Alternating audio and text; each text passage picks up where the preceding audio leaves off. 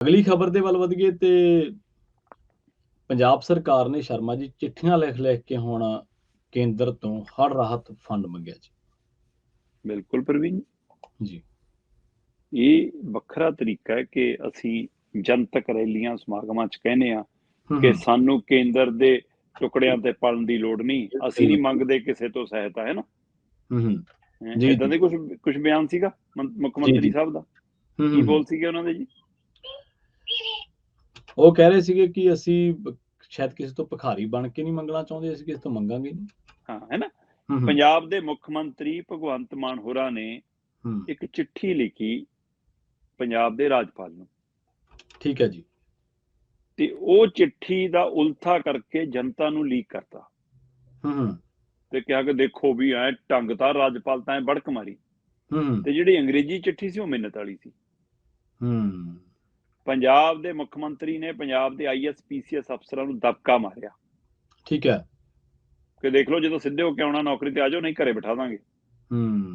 ਅੰਦਰ ਕਮਰੇ 'ਚ ਕੁੰਡੀ ਲਾ ਕੇ ਉਹਨਾਂ ਨਾਲ ਸਮਝੌਤਾ ਕੀਤਾ। ਠੀਕ ਹੈ। ਤੇ ਇੱਧਰ ਜਨਤਕ ਤੌਰ ਤੇ ਹੜ੍ਹ ਦੇ ਮਾਮਲੇ 'ਚ ਪੰਜਾਬ ਦੀ ਜੋ ਹੜ੍ਹ ਕਾਰਨ ਦੁਰਦਸ਼ਾ ਬਣੀ ਹੋਈ ਸੀ, ਉਸ ਮੁਸ਼ਕਲ ਘੜੀ ਦੇ ਵਿੱਚ ਰਾਜਨੀਤੀ ਕਰਦੇ ਨਜ਼ਰ ਆਈ ਪੰਜਾਬ ਦੀ ਆਮ ਆਦਮੀ ਪਾਰਟੀ ਦੀ ਸਰਕਾਰ। ਮੰਚ ਤੋਂ ਪੰਜਾਬ ਦੇ ਮੁੱਖ ਮੰਤਰੀ ਸਾਹਿਬ ਕਹਿੰਦੇ ਨੇ ਲੋੜ ਨਹੀਂ ਕੇਂਦਰ ਦੀ, ਅਸੀਂ ਨਹੀਂ ਕਿਸੇ ਤੋਂ ਸਹਾਇਤਾ ਮੰਗਣ ਜਾਂਦੇ, ਅਸੀਂ ਨਹੀਂ ਪੈਸੇ ਮੰਗਦੇ। ਤੇ ਉਸ ਸਮੇਂ ਬਰਾਬਰ ਦੂਏ ਪਾਸੇ ਪੰਜਾਬ ਦੇ ਵਿੱਤ ਮੰਤਰੀ ਹਰਪਾਲ ਚੀਮਾ ਅਪੀਲ ਕਰ ਰਹੇ ਸੀ ਕੇਂਦਰ ਨੂੰ, ਸਹਾਇਤਾ ਚਾਹੀਦੀ ਹੈ। ਪਰ ਮਾਮਲਾ ਇੱਥੇ ਤੱਕ ਨਹੀਂ ਰੁਕਿਆ, ਮਾਮਲਾ ਚਿੱਠੀਆਂ ਤੱਕ ਗਿਆ।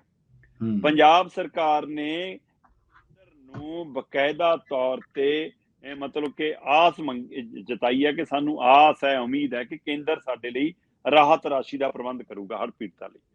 ਇਹੀ ਨਹੀਂ, ਪੰਜਾਬ ਸਰਕਾਰ ਨੇ ਕੇਂਦਰ ਨੂੰ ਮੁਆਵਜ਼ੇ ਲਈ ਚਿੱਠੀ ਲਿਖੀ ਹੈ। ਆਫਤ ਰਾਹਤ ਫੰਡ ਦੀ ਵਰਤੋਂ ਕਰਨ ਦੀ ਪ੍ਰਵਾਨਗੀ ਵੀ ਮੰਗੀ ਹੈ। ਅੱਛਾ, ਹੋਰ ਛੱਡੋ, ਪੰਜਾਬ ਦੇ ਮੁੱਖ ਮੰਤਰੀ ਭਗਵੰਤ ਮਾਨ ਹੋਰਾਂ ਵੱਲੋਂ ਇਸ ਸੰਬੰਧੀ ਇੱਕ ਪੱਤਰ ਕੇਂਦਰੀ ਗ੍ਰਹਿ ਮੰਤਰੀ ਅਮਿਤ ਸ਼ਾਹ ਨੂੰ ਉਚੇਚਾ ਲਿਖਿਆ ਗਿਆ ਜੀ। ਹੋਰ ਛੱਡੋ, ਮੁੱਖ ਸਕੱਤਰ ਅਨੁਰਾਗ ਵਰਮਾ ਨੇ ਕੇਂਦਰ ਨੂੰ ਵੱਖਰੀ ਚਿੱਠੀ ਲਿਖੀ ਹੈ। ਸਾਰਾ ਕੁਝ ਰਾਹਤ ਰਾਸ਼ੀ ਲੈਣ ਦੇ ਲਈ ਕੀਤਾ ਗਿਆ ਕਿ ਹੜ੍ਹ ਪੀੜਤਾਂ ਦੀ ਮਦਦ ਲਈ ਸਾਨੂੰ ਰਾਹਤ ਰਾਸ਼ੀ ਲੋੜ। ਤੇ ਫਿਰ ਡਰਾਮੇ ਕਿਉਂ ਕਰਦੇ ਹੋ ਰਾਜਨੀਤਿਕ ਸਟੇਜਾਂ ਤੋਂ? ਦੋਹਰੇ ਚਿਹਰੇ ਕਿਉਂ ਨੇ? ਸਹੀ ਕਹਿੰਦੇ ਕਿ ਕੇਂਦਰ ਸਾਡਾ ਹੀ ਟੈਕਸ ਲੈ ਕੇ ਜਾਂਦਾ, ਹੱਕ ਬਣਦਾ ਉਸ ਪੈਸੇ ਤੇ। ਮੁੱਖ ਮੰਤਰੀਆਂ ਦਾ ਅਸੀਂ ਕਹਾਂਗੇ ਸਾਡਾ ਪੈਸਾ ਹੈ, ਸਾਡੇ ਲੋਕਾਂ ਨੂੰ ਲੋੜ ਹੈ, ਉਹਨਾਂ ਦੀ ਟੈਕਸ ਲੈਣੇ ਹੋ ਦੋ। ਡਰਾਮੇ ਸਟੇਜਾਂ ਤੋਂ ਕਰਦੇ ਹੋ, ਅਸੀਂ ਨਹੀਂ ਮੰਗਾਂਗੇ, ਅਸੀਂ ਭਿਖਾਰੀ ਨਹੀਂ ਆ, ਸਾਨੂੰ ਹੀ ਲੋੜ ਕਿਸੇ ਸਹਾਇਤਾ ਦੀ। ਤੇ ਇੱਧਰ ਤੁਸੀਂ ਕਹਿੰਦੇ ਹੋ ਜੀ ਕਿ ਅਸੀਂ ਉਮੀਦ ਕਰਦੇ ਹਾਂ ਤੁਹਾਤੋਂ। ਤੁਸੀਂ ਕਹਿੰਦੇ ਹੋ ਜੀ ਸਾਨੂੰ ਮੁਆਵਜ਼ਾ ਜਿਹੜਾ ਮਤਲਬ ਕੇਂਦਰ ਮੁਆਵਜ਼ਾ ਦਵੇ, ਅਸੀਂ ਉਹਦੇ ਲਈ ਉਹਨਾਂ ਨੂੰ ਚਿੱਠੀ ਲਿਖ ਰਹੇ ਹਾਂ। ਅਸੀਂ ਕਹਿੰਦੇ ਆਫਤ ਰਾਹਤ ਫੰਡ ਦੀ ਵਰਤੋਂ ਦੀ ਪ੍ਰਵਾਨਗੀ ਦਵੇ ਜੀ ਕੇਂਦਰ। ਮੁੱਖ ਮੰਤਰੀ ਸਾਹਿਬ ਡਾਇਰੈਕਟ ਦੇਸ਼ ਦੇ ਗ੍ਰਹਿ ਮੰਤਰੀ ਅਮਿਤ ਸ਼ਾਹ ਨੂੰ ਚਿੱਠੀ ਲਿਖਦੇ ਨੇ ਉਹਦੇ ਵਿਭਾਗ ਨੂੰ। ਮੁੱਖ ਸਕੱਤਰ ਅਨੁਰਾਗ ਵਰਮਾ ਆਪਣੇ ਕੇਂਦਰ ਦੇ ਵਿਭਾਗਾਂ ਨੂੰ ਚਿੱਠੀਆਂ ਲਿਖਦੇ ਨੇ। ਵਿੱਤ ਮੰਤਰੀ ਅਪੀਲ ਕਰਦੇ ਨੇ। ਹੁਣ ਇਹ ਤੇਜ਼ੀ ਕਿਉਂ ਫੜੀ ਹੈ ਜਨਾਬ ਨੇ?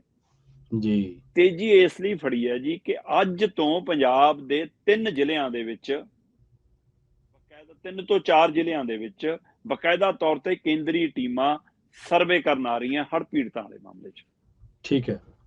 7 ਮੈਂਬਰੀ ਟੀਮ 3 ਦਿਨਾਂ ਦੇ ਦੌਰੇ ਤੇ ਪਟਿਆਲਾ, ਮੋਹਾਲੀ, ਰੋਪੜ, ਜਲੰਧਰ, ਇਹਨਾਂ 4 ਜ਼ਿਲ੍ਹਿਆਂ 'ਚ ਜਾਂ ਉਹਨਾਂ ਦੇ ਕੁਝ ਨੇੜਲੇ ਕੁਝ ਖੇਤਰਾਂ 'ਚ ਜਿੱਥੇ ਸਿੱਧੀ ਘੱਗਰ ਜਾਂ ਸਤਲੁਜ ਦੀ ਮਾਰ ਪਈ ਆ, ਉਹਨਾਂ ਖੇਤਰਾਂ ਦਾ ਦੌਰਾ ਕਰਨਾ, ਉਹਨਾਂ ਜ਼ਿਲ੍ਹਿਆਂ ਦਾ ਦੌਰਾ ਕਰਨਾ। ਔਰ 7 ਮੈਂਬਰੀ ਟੀਮ ਆ ਪ੍ਰਵੀਨ ਜੀ, 3 ਦਿਨ ਲਈ ਆ ਰਹੀ ਆ।